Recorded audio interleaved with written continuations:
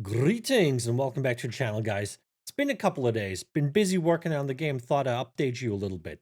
So in case you don't know, I'm currently developing an old school browser MMO, and I'm not a coder. I don't know how to code a single line of code. So how am I doing it? I'm doing it with AI. I'm using Gemini CLI to work on my game. Gemini is basically doing all the heavy lifting here, all the coding, but, I'm doing all the research, I'm doing all the planning, and I'm, of course, guiding Gemini in, you know, actually coding the stuff that I need. And, of course, I'm supervising and, making sure that Gemini doesn't do anything stupid. Um, that's basically the backstory here. I've done a couple of devlog style videos to update you guys on, what's new in the game, and, we got a couple new things in the game, and let's talk about it. So, I think the first thing I want to show off is the new equipment system. We put a new equipment system in. I'm very proud of it actually. It looks great. So there's multiple parts to it. I've created multiple new items. New gear sets, new weapons, new consumables, stuff like that, right? We have like new items that we can use. We implemented a quality system. We implemented a new inventory and we implemented tooltips. So you can see our new inventory here. We got categories now. Keeps everything nice and organized. We got different qualities, of course. We got the standard qualities. We got common, uncommon, rare. We got epic, and we got legendary. And they're of course also sorted in the inventory. So the higher quality stuff is in the front, and the garbage, the gray garbage, is in the back. So I'm very happy about this. This looks great. The new inventory system here with the qualities and the tooltips, especially, giving you a little insight on how strong weapons are, how strong armor is, and yeah, I think we're gonna do a lot more with this kind of stuff in the future. But yeah, I made a ton of images. Those are also AI made. They're all made with ChatGPT. So ChatGPT really helpful in the whole process here of like making images and getting that side of the game sorted out while Gemini is doing the coding. And yeah, so we got we got equipment. We got the paper doll, of course, was already working, but now it just looks so much nicer, right? You got you got your stuff here, you got your consumables too. I put new consumables in. They're really nice and I'm enjoying them a lot. And we also have animals and cards now. What are animals and cards? What are they like used for? So basically animals and cards are they're transport items.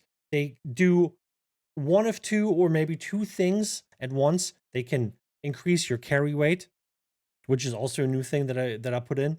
They can increase your carry weight, or they can give you a movement speed bonus or malice, depending on what you have. So, for example, we have the racing horse here, which only gives 5 extra carry weight. That's basically nothing, but it gives you a 40% speed bonus. What that means is you're going to use 40% less action points to move around on the map. Okay.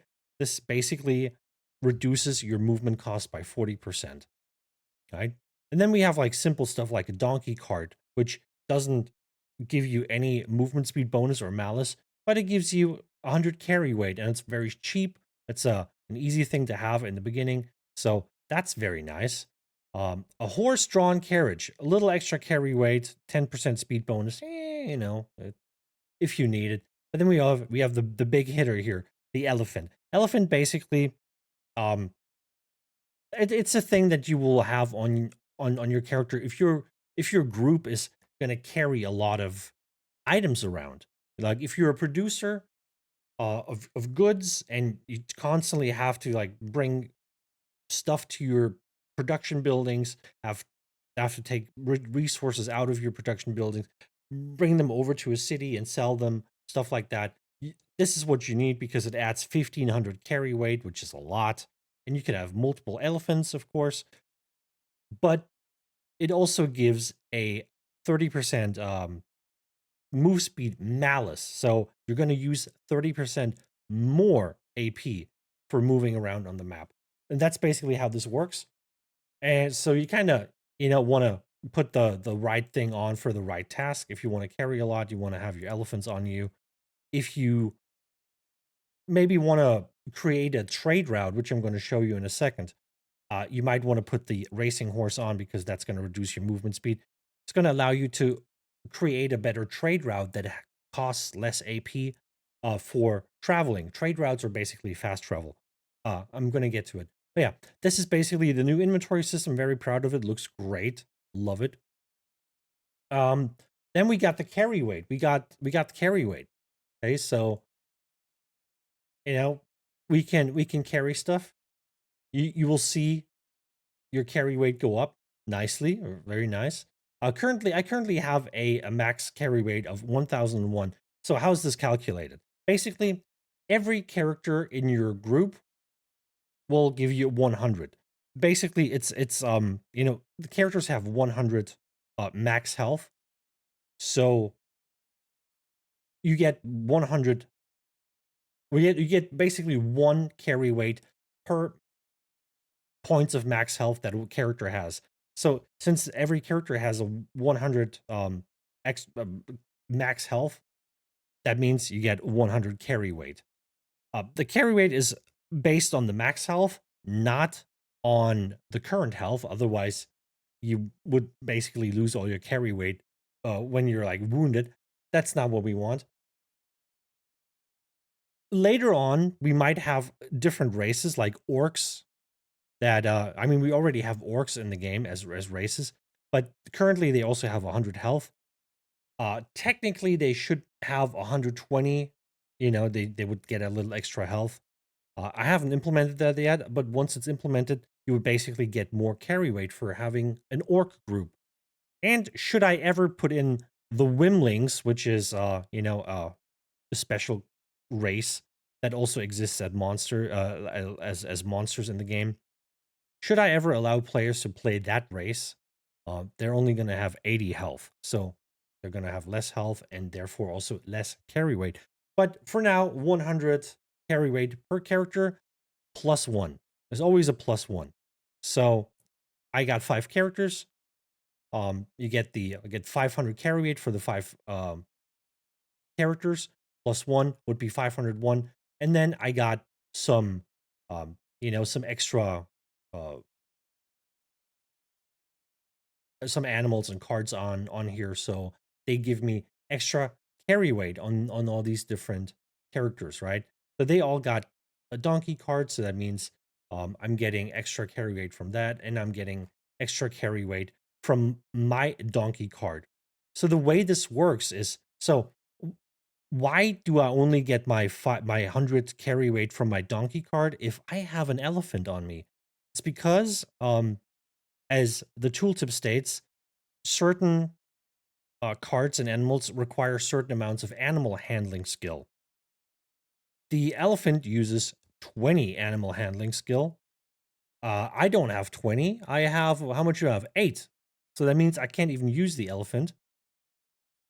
The elephant is still gonna apply the movement speed bonus. You still get the movement speed bonus, whatever is the lowest movement speed bonus.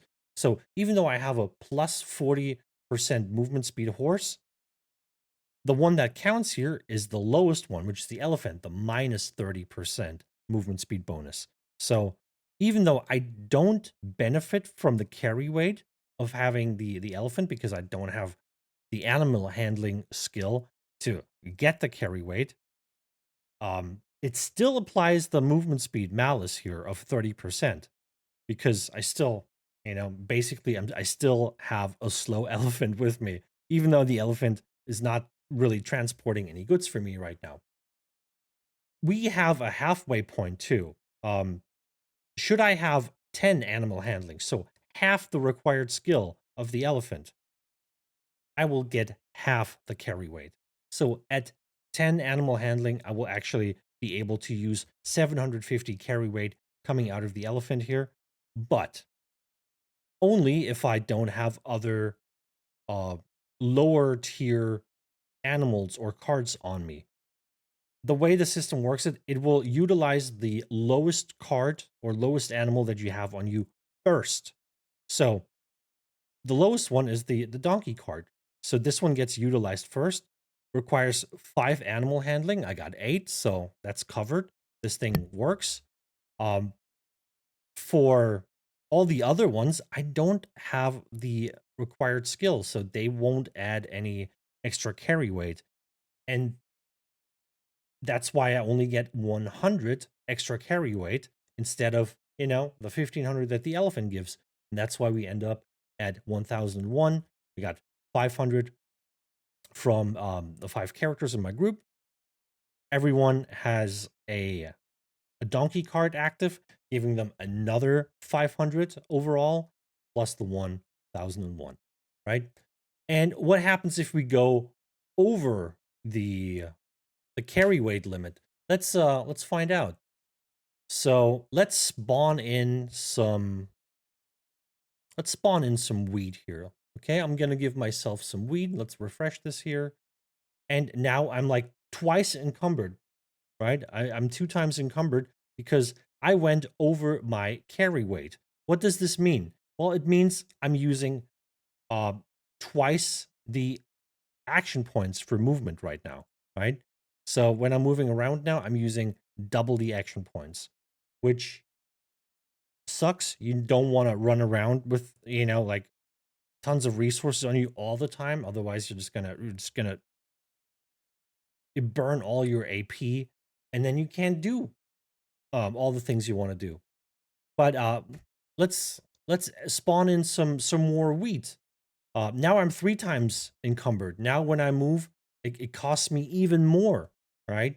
And I can let's spawn in some more. Bang. Now I'm 5 times encumbered.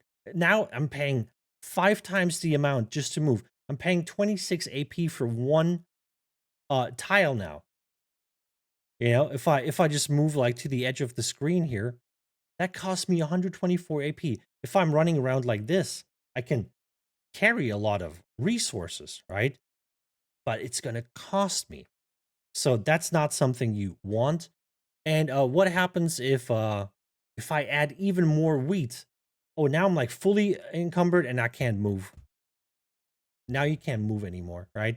So should you ever gather so much or like take so many resources out of a building, or maybe just go to a city and buy like a whole bunch of resources, you always got to keep your carry weight in mind. Do not go over like 5 times your carry weight.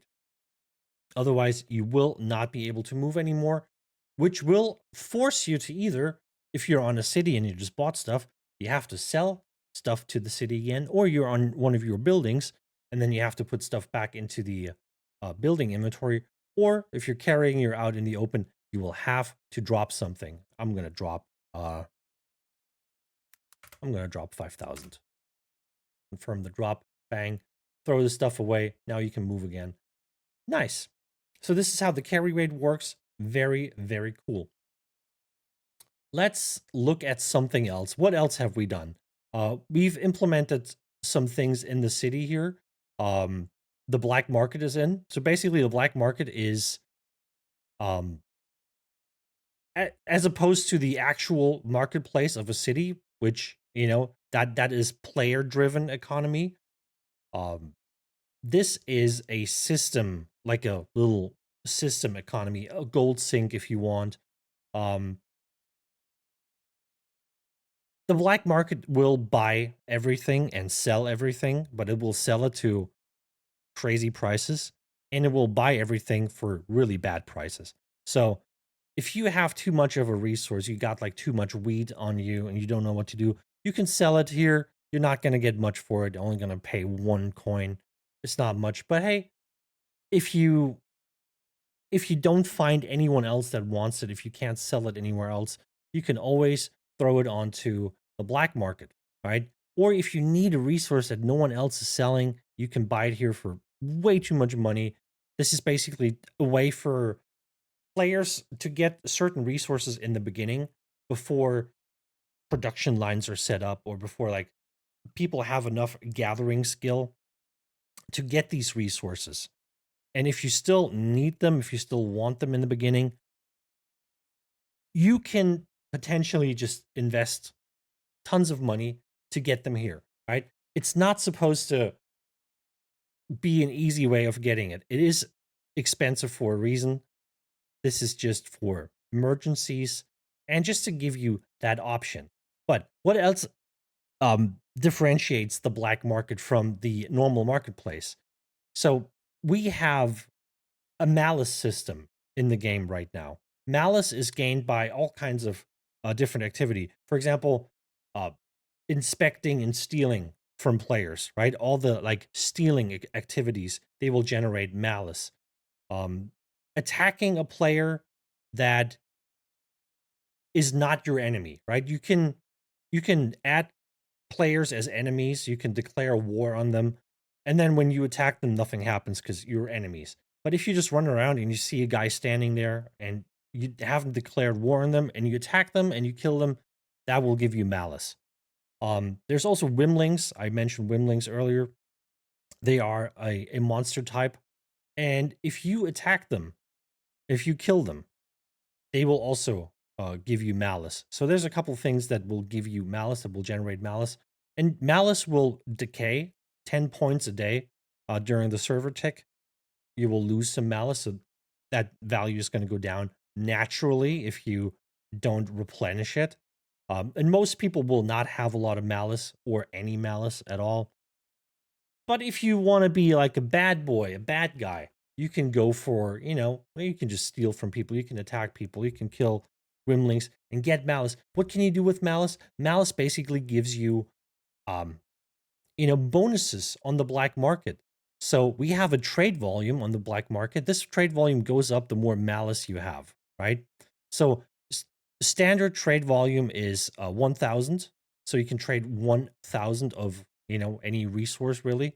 But, that's like in total for the day, right? That's your trade volume for the day. I have 813 malice on this character, so I gain 813 extra trade volume, which means I can trade 813 items each day if I want to. Also, I'm getting a discount. I don't even know what the discount is set to right now. I think the discount's set to like 0.002% or so discount per point of malice. We have to dial this in carefully because if you have a lot of malice, this could potentially give you a discount that is so good that you can just basically buy everything for cheap. When I first put this in, um, the discount was like 0.2% or so, which was way too high because it would give a high malice character basically negative buy prices. So you can buy stuff from the black market and get money. The black market is paying you when you buy something. That's of course not how it should happen. That's why I've lowered it. And even though like 800 is, most people are not going to have more than 800 malice because you kind of have to go out of your way to get that much. And I only get like a 1.6% discount. But it's noticeable. I mean, if you look at the heavy hitters here, this, for example, the standard price would be 2,500, and just with like the 1.6% discount, I'm already going down to 24.59, right? So I've already lost over 40 coins on these high value items. So you can imagine if your malice goes higher, you can actually get some pretty decent prices. Malice is, of course, going to have some downsides too. The only downside that we've implemented so far is you can attack people on a city. There's a lot of people on the city right now. If I want to attack them, I could, or I could try, but no one here has more than 5,000 malice, which is needed to be basically attackable on a city, except him, maybe? Let's see. Oh yeah, he has over 5,000 malice, so I can attack him on a city. If I grab someone else and I want to attack this, I can't. I can't attack them, right?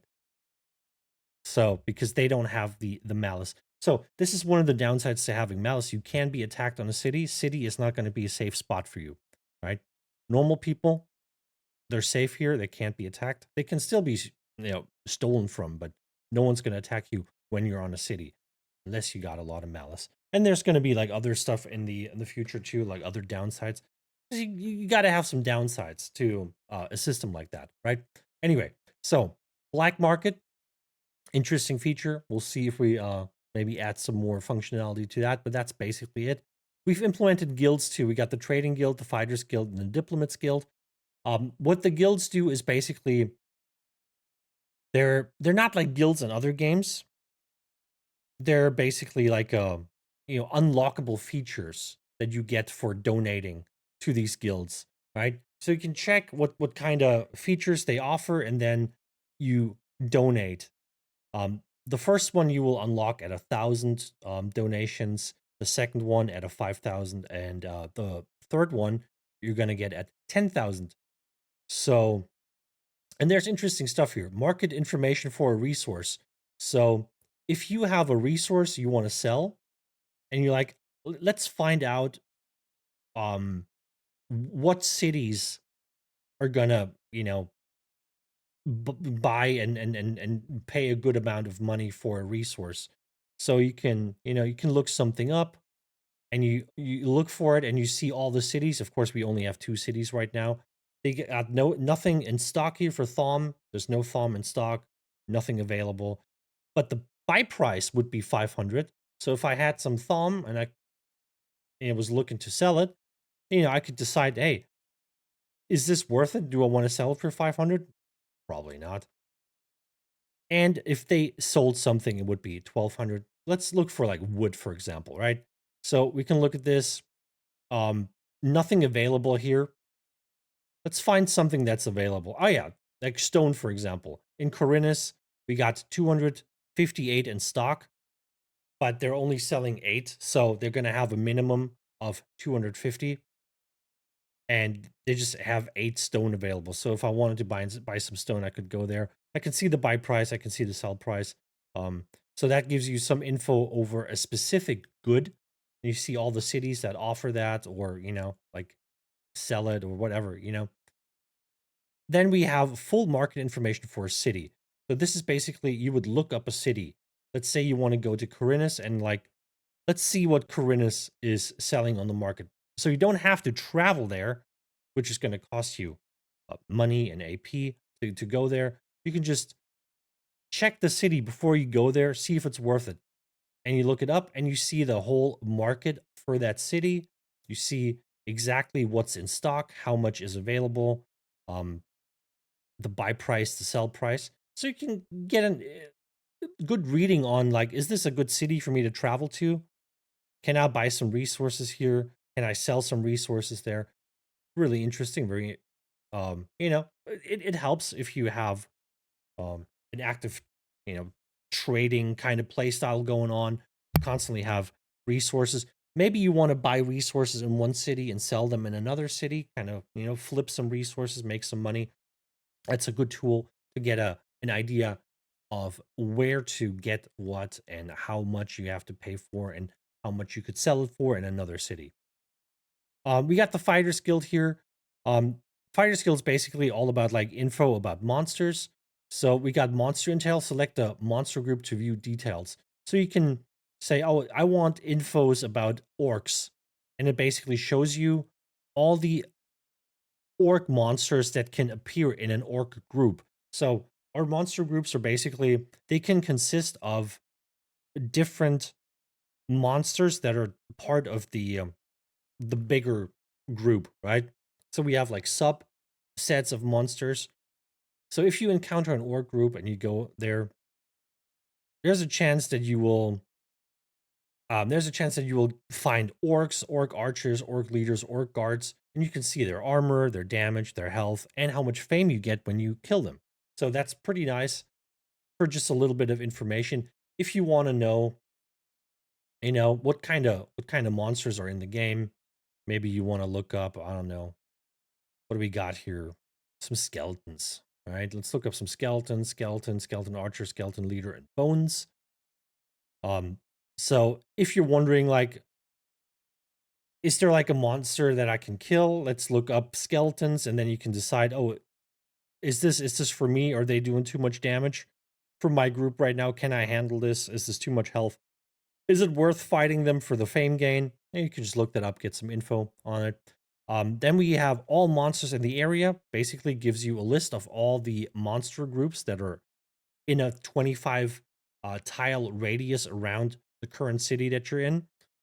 So, if you're looking to fight, to skill your combat skills a little bit, you can just look this up. You see, oh, okay, we got some orcs here, we got horn spikes, flies, rats, and you see exactly where they are, so we can actually go there and fight them. Right, it's pretty nice.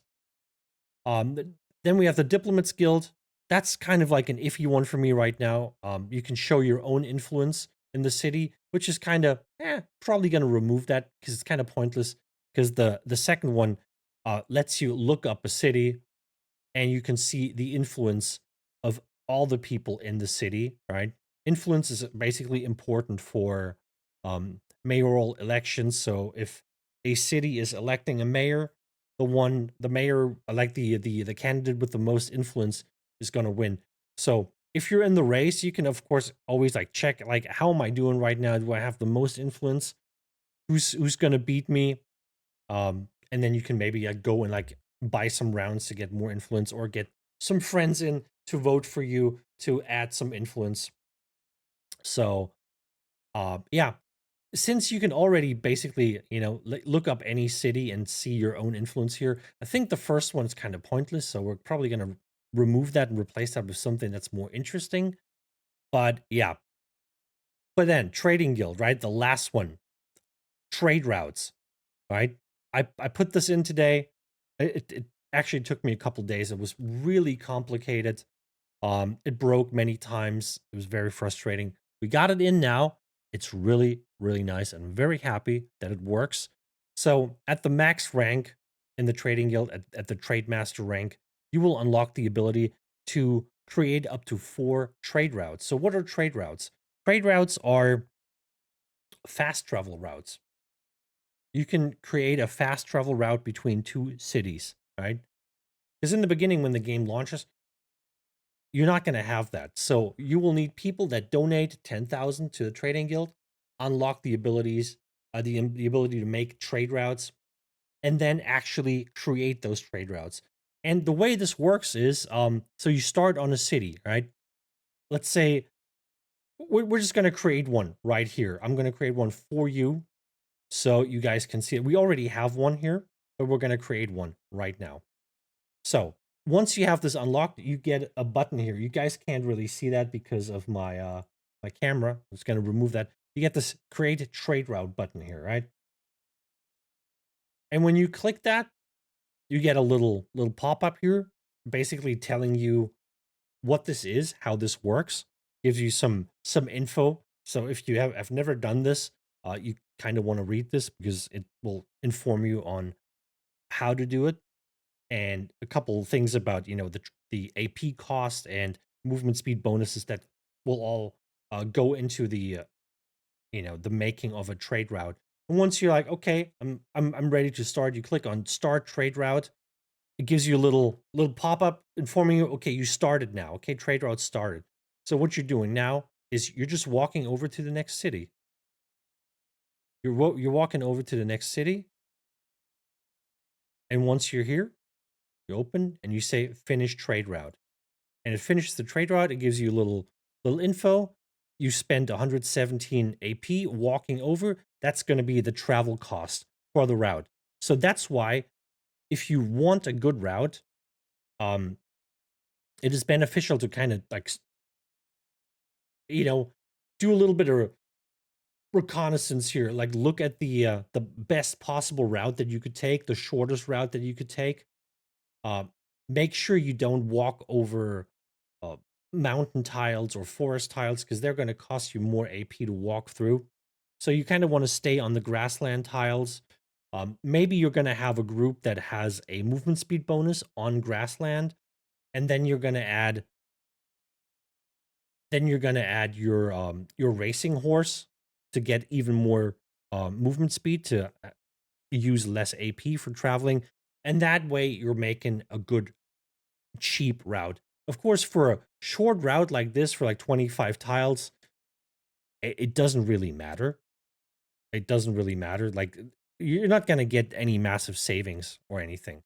But for like longer routes, maybe even some that go across the ocean, you definitely want to make sure you reduce it as much as possible so you have an attractive route that's very cheap, that doesn't cost many AP.